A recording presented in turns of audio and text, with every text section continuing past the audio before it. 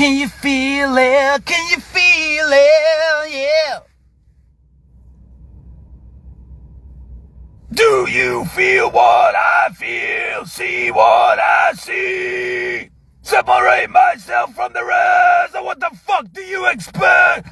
Straight high! Straight high! Fuck you, Juju Delman! Fuck you, Juju Delman! President Delman!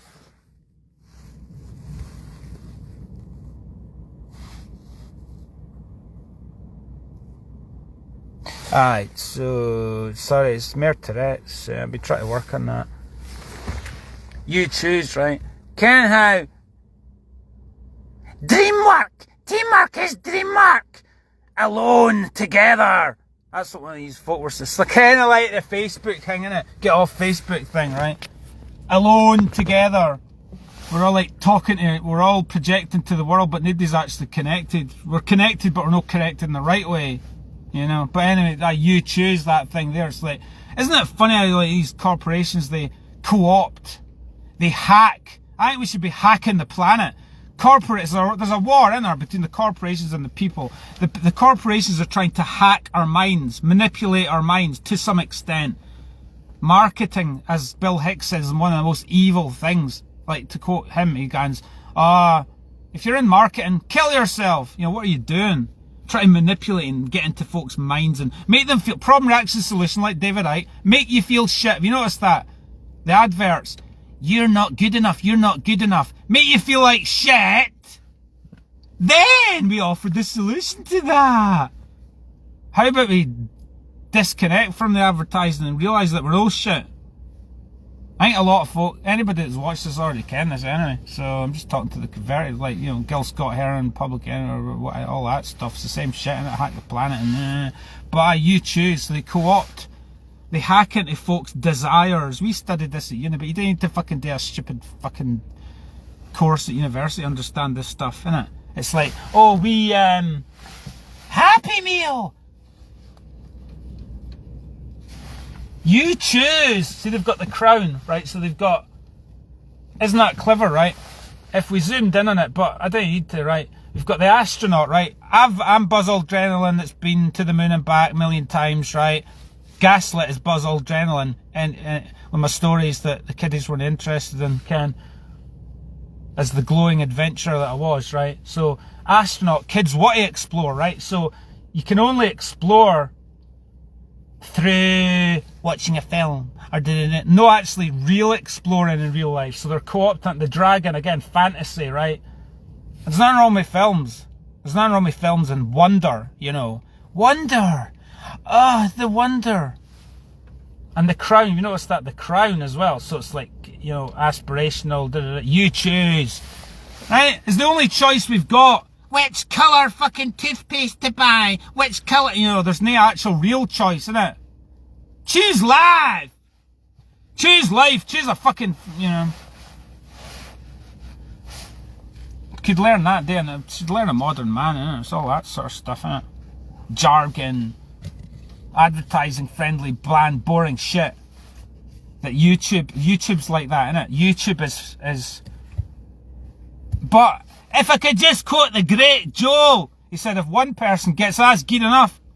One person's, I've got a wee handful of folk that are connected to what I'm doing, right?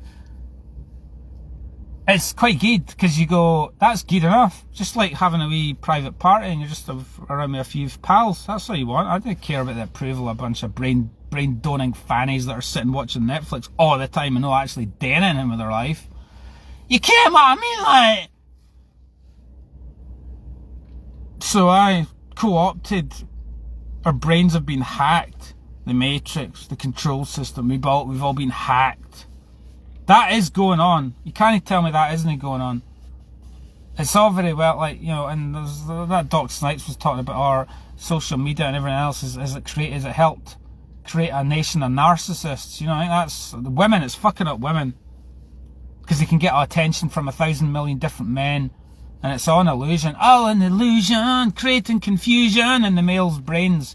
because these women didn't even respect them. They just like take the piss because, oh, I'm so beautiful, baby. I can get any man I want. I don't need you. There's always somebody else that's got to look at my selfie and of me and my tits and my ass. Ass, titties, ass and titties, yeah. Do you want to see my tits, baby? Do you want me to do some press-ups now and record it in the car park now just for a laugh? I did that one time. I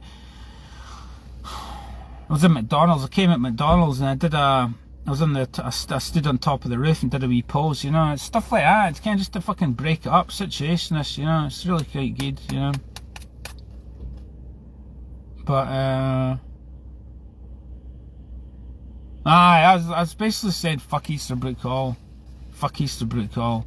I could do that. I could do that, but I'm like, I'm a guy to be accepted. It's all bland, isn't it?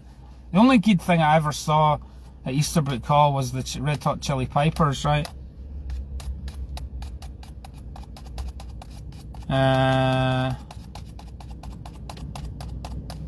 But a lot of the other stuff's just bland, isn't it? That's what I respect. That's what was cool about that experience, right? At Easterbrook, you had these young waitresses. Right? I never had the confidence to do that. That's quite badass, actually. Elite to be able to do that. Like 18 years old and working in the. It's quite. Maybe you just step up, don't you? Maybe if I'd been at that age and I was thrown into the deep end, it would have made me, you know. But there's nothing wrong with being a late bloomer, is there? But I kind of respected other folk and what they would do. It's like, it kind of inspired me. I'm going, fucking hell. And I remember, I'll not say who, but I remember one of the female waitresses, right? And she was like, it was more than a waitress, one of the older ones. And I just watched her. It was the look on her face. It was this person talking to her, and she just was kind of like looking at them, like roll her eyes, kind of two-pack kind of level of like, what are you on about? Like no indulgent folks shit, just going like, you know. And she said one day, because I said to her, who's playing the night? And she goes, oh, it's the same shit, you know. So she's nothing impressed her. It's like, I've seen it all before, it's just shit. That kind of thing. You go, fuck Easterbrook Hall, I could do a fucking madcap show at Christmas time, but I think by then I'll probably have elevated to something better. Do you know what I think? Ken, what I mean, like, Ken.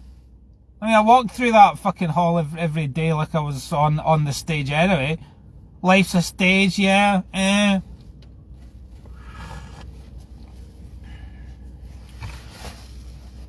Ken.